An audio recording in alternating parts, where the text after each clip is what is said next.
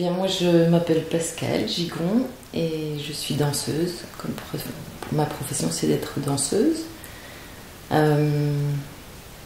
J'ai 60 ans et je suis en train d'apprendre des nouvelles choses, notamment la pratique sportive de l'apnée. C'est formidable. C'est juste formidable parce que c'est quelque chose que je ne connaissais pas du tout avant et qui me permet de dépasser des limites que je pensais impossibles à dépasser, ni même à en être consciente.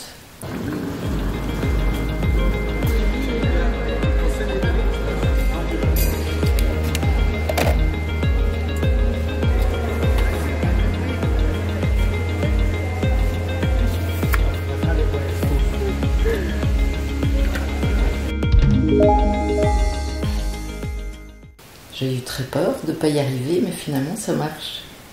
Déjà j'arrive à faire les entraînements. J'arrive à suivre ce rythme qui est quand même très intense, de 3 soirs par semaine. Et au niveau des résultats d'apnée où j'en suis, je fais avec les palmes, je fais 100 mètres. Et sans les palmes, en DNF, je fais 66 mètres. Alors, j'ai fait beaucoup de sport quand j'étais jeune. J'ai fait du basket, j'ai fait du volley. Et puis ensuite, en partant en Belgique, j'ai commencé à danser à 20 ans. Et donc, j'ai eu une carrière professionnelle pendant 25 ans. Et puis ensuite, j'ai fait des études à l'université. Et ça, au niveau physique, je pense que c'était le pire. Parce qu'après une activité intense et professionnelle, ne plus bouger, c'est ce qui le fait le plus mal. Donc ça, j'ai vraiment pris conscience que pas bouger, c'est pire que bouger. Après l'UNIF, j'ai eu très très mal à la hanche, j'ai eu mal au dos, j'ai eu vraiment des douleurs beaucoup plus fortes et des moments d'impossibilité de marcher. Et donc je me sentais être un peu l'archétype de la danseuse qui s'est trop abîmée, ou le sportif qui a énormément travaillé, qui finalement a trop de blessures. Et j'ai refusé ça et je me suis dit non, je veux marcher. Et donc au début c'était très dur, et puis en marchant de plus en plus, j'ai réussi à dépasser ces douleurs et à me rendre compte qu'en rebougeant ça allait. J'ai eu un moment dans ma vie, une grande fracture de vie amoureuse, et donc j'ai de nouveau eu très très mal au corps.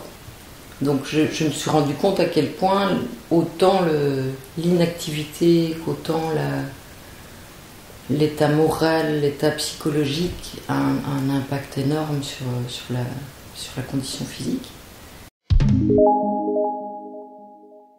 C'est-à-dire qu'il y a des moments où je me disais j'arrête, j'ai trop mal, et ça empirait.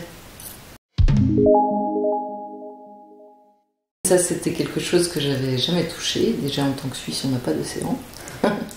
On n'a pas de mer, j'avais des rivières, mais j'avais déjà très peur des truites. Et donc c'était J'adore tous les documentaires et tout ça, mais moi, l'idée d'aller sous l'eau, l'idée d'aller rencontrer des êtres marins, non, quoi. Au début, non. Et en fait, si, c'est magnifique. Une fois qu'on est en apnée là, c'est pas comme si on était poisson, mais on se sent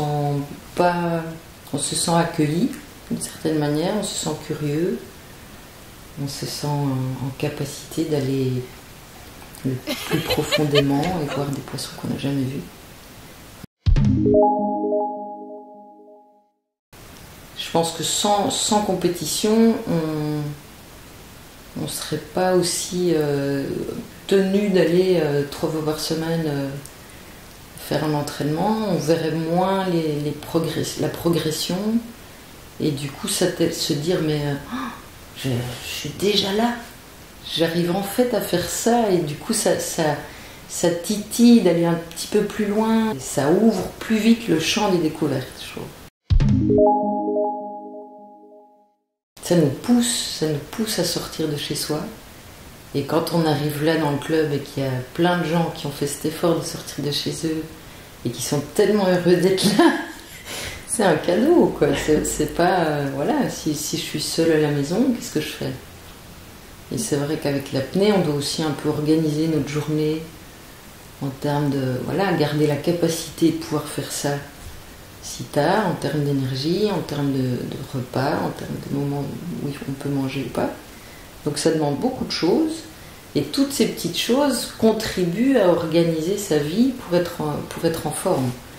Donc on en a vite le résultat en termes de sommeil, en termes de capacité de rêver, en termes de faire des siestes l'après-midi qu'on ne s'autorisait peut-être pas avant. Donc il y a un changement d'exigence de vie qui nous remet un peu en lien avec des choses importantes pour notre corps et en lien avec des gens. Il faut dépasser des peurs, ça c'est sûr, mais ça vaut vraiment la peine. J'ai dansé, j'ai fait plein de choses. Ben, mine de rien, le fait de fêter mon anniversaire et d'avoir 60 ans, ça a fait un peu... C'est dur, parce que voilà, mentalement, socialement... on est un peu en train de se dire « Ouh, j'approche de la retraite, ouh, troisième âge ». Et en fait, là, bah non. En fait, non. Là, dans cet espace-là, non. Avoir des choses à pouvoir, voilà, à partager, à aider quelqu'un qui est plus jeune, ça me fait super plaisir. Et que quelqu'un plus vieux que moi me dise comment ils ont fait pour dépasser telle limite, bah c'est extrêmement nourrissant. Ouais, que des personnes âgées puissent devenir aussi coach ou entraîneur, etc. Je pense que c'est vraiment... on a encore des savoirs qu'on peut apprendre et qu'on peut enseigner.